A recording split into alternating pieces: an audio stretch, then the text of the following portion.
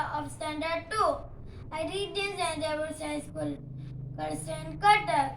Today I am going to speak fluence on use and save of rainwater. Water is essential for our life.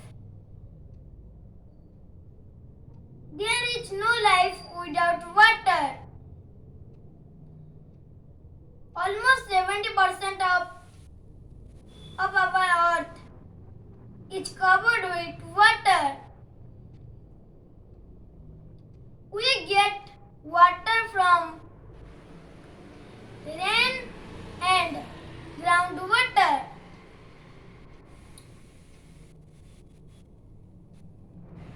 Water is useful to grow plant. Water is useful to industry. Water is useful to electricity generation.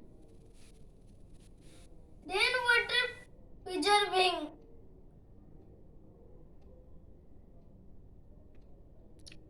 process controls floods.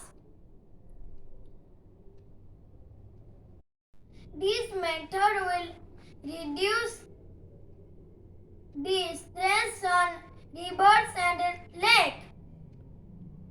Industry and agriculture sector use the maximum amount of fresh water. Thank you. Bye bye.